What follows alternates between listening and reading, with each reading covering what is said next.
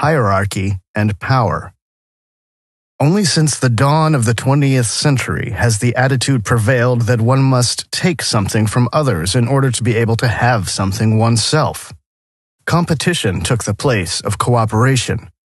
These two opposing worldviews, cooperation and competition, can be visualized as follows, with a circle and a pyramid. The competition system is pyramidally organized. It involves an authoritarian chain of command that requires absolute obedience. At the level of the intelligence services, this system is represented by the need-to-know principle. Competitive thinking can only arise in a hierarchically organized society. In this society, energy flows from the masses at the base upward to the top of the pyramid, where it may even be absorbed or consumed by non-earthly entities. At the top seems to be what is named in mythological, religious, and esoteric lore as Satan, Antichrist, evil, or the demiurge. At the base of the pyramid are people who feel powerless, basically slaves. Success in this system is defined by making it to the top. This always implies that on the way up you oppress other people, take something away from them. The further up you go, the more powerful you feel. Energy is represented or symbolized by money in this system. The money system was built in such a way that, in the sense of the pyramidal system, it gradually directs people's life energy to the top of the pyramid. We can assume that this is also where the true reason for the existence of the fiat money system is hidden: to rob people of their life energy. Wer bist du? Mein Name ist Momo. We already encounter the connection between parasitic paranormal beings, the monetary system, and the oppression of humanity in the work Momo by the author Michael Ende. Men in gray, called time thieves, steal people's time. These interdimensional parasites convince the adults that they can save time by depositing it in a time savings bank. The adults believe the promises of the men in gray. In reality, the more they save, the less time they have. The time they save is lost to them. Life gradually becomes sterile and bleak. Buildings become standardized and all look the same, just like clothes. No one lives in the present anymore, no one has time for each other, and life becomes hectic. Only the children recognize the cold, vicious nature of the gray men, as they are still in touch with their own aliveness. The adults fall prey to the idea of having to save time, and so their lives become increasingly bleak and gray. But the gray men are gradually able to cast their spell over the children as well. Only Momo can resist the cold, psychopathic power of the gray men. Outside of space and time, she defeats the men in gray, frees the stolen time, and gives people back their vitality and the love in their hearts. It's amazing, by the way, that in the novel, Momo lives in an old, decaying Roman amphitheater surrounded by dreary, modern, new buildings. Momo represents the connection to the old world. She represents life. When Momo defeats the men in gray, the last one says with relief, Es ist gut, dass alles vorbei.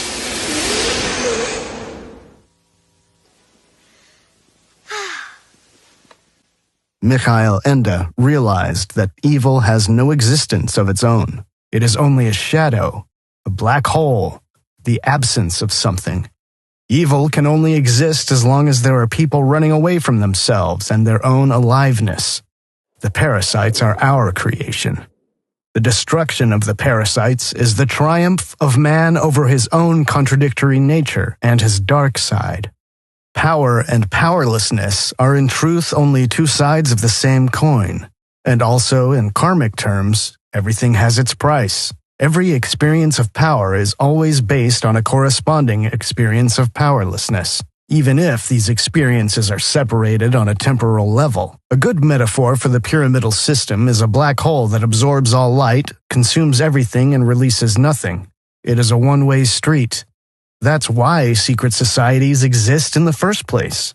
In a pyramidal system, the relevant decisions have to be made in the shadows, and no one is allowed to know the people making the decisions. The system is like a hydra, and we can only see some of their heads. Evil is always absorbing, consuming, calculating, inward-looking. It closes itself to life, to exchange, and to truth. Possibly in the old world, on the other hand, people were integrated into a cycle. Everything was cyclical and in balance.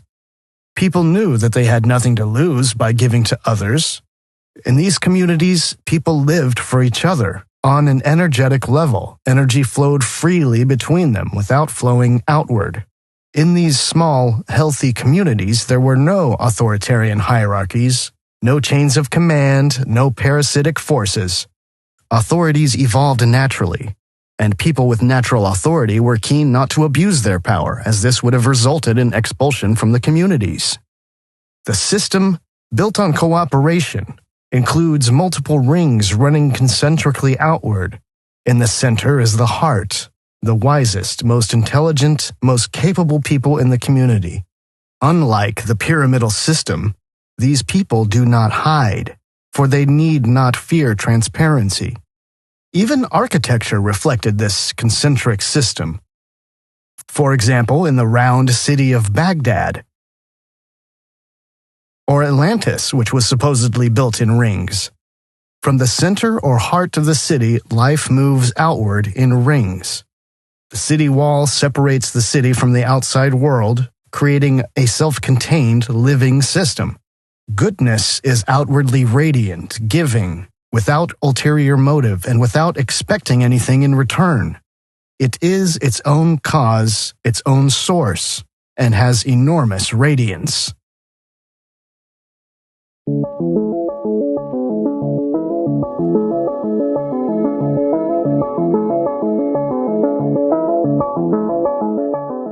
So, we're going to pull out some of the elements of this story. Now, we expect this to be a hero journey, and indeed it is in a very obvious and overt way.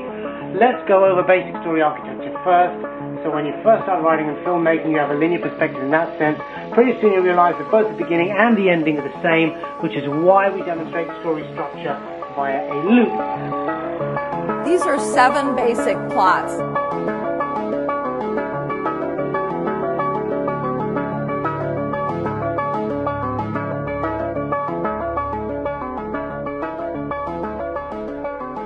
The Hero's Journey. Julius Evola, Revolt Against the Modern World. With the First World War, the Russian Revolution, and the Second World War, it can finally be said that the decisive events are rushing towards the end times. In 1914, the imperial court still represented a remnant of feudal and aristocratic Europe in the Western world. The World War of 1914-1918, like few other wars in history, shows all the signs of a clash not between states and nations, but between ideologies of different castes. This resulted directly and intentionally in the destruction of Imperial Germany and Catholic Austria, and indirectly in the collapse of the Tsarist Empire and the Communist Revolution. Furthermore, this resulted in such a chaotic and contradictory political economic situation in Europe that all the preconditions for a new world conflict were in place. In his 1922 poem, The Wasteland, the poet T.S. Eliot describes the atmosphere of Western society after World War I. He writes about a collective loss of meaning in human existence. The First World War, and what is sold to us as the Spanish flu, catapulted Europe into godless modernity, completing the development that had been initiated earlier with the World's Fairs and the Industrial Revolution. Man, cut off from his roots, became a cog in a great wheel. Life was replaced with mere functioning. There isn't a more hopeless poem than Eliot's. Eliot processed the fate of a lost generation, of people who were only running away from themselves. Civilization was riddled with materialism, hedonism, and atheism. Behind this, for him, was the godlessness of modernity, the nihilism that opened up like a yawning abyss in front of humanity. This modern nihilism and materialism shows itself ideologically above all in the theory of evolution and heliocentrism. Traditional man lived in a world that represented just the opposite. Instead of a slow evolution from animal to human, with no higher meaning in a cold and hostile universe, we were placed by a creator in a perfect world, where we are the center of reality and where everything we experience and do has deep meaning. Turning away from this view, rooted in tradition and dissolving the old order, is the most important goal of the occult secret societies. According to the traditional view, the material world contains only effects. Nothing takes place in this world that did not first originate in a world invisible to us. The ancient world elevated man to God, endeavored to free him from the material passions, to transcend him with free elevation in thought as well as in action. The Semitic world not only deprived the human creature of the divine, but finally reduced God to a human form. Julius Evola, Revolt Against the Modern World. The 1925 novel The Great Gatsby by F. Scott Fitzgerald is another example of post-war literature that reflects this loss of meaning. Post-war society in The Great Gatsby is characterized by materialism, consumerism, and competitiveness. Behind this is a sense of isolation. People had been cut off from their natural communities by the upheavals of modernity. And without these communities, they lost not only their connection to their past, but also to their fellow human beings. When a human being lives only for himself, life is only worth something if you have more than others. In contrast to this destructive processing of what had happened was J.R.R. Tolkien, who was also active at the time of the First World War. He grasped the complete dimension of the problem. He could only process this in myths and pictures because it is not consciously accessible to us. While Eliot and Fitzgerald are now known only to a small academic elite, Tolkien created a resonance among the masses that still seems unbroken. Unlike Eliot, he grasped the big picture and also recognized that good triumphs in the end. Unlike the alienated academics of the 20th century, he restored hope and brought back meaning to humanity.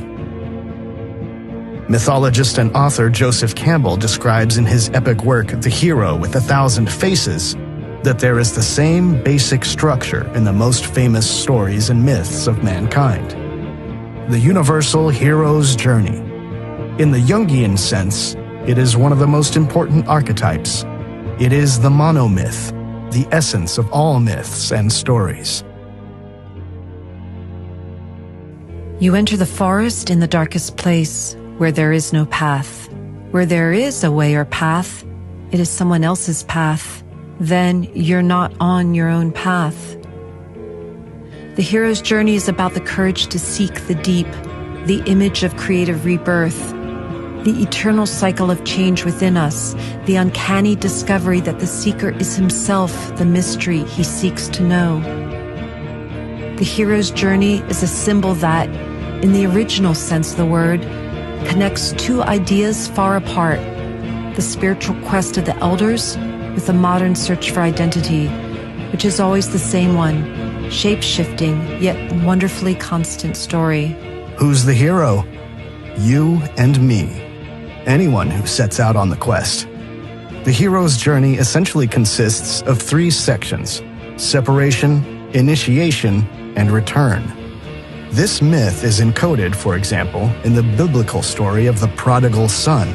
The son leaves his father, separation, experiences initiation, he seeks happiness in the material external world, squanders money and becomes impoverished, then he repents of his sins and finds God. And return, reunion with family. The hero's journey is a journey out of a morally corrupt, stuck life into one's own darkness, a confrontation with one's own shadows. This confrontation leads to an initiation and eventual integration of what has been experienced. In this way, the hero brings a piece of divinity and vitality into the material, in the biblical sense satanic, world.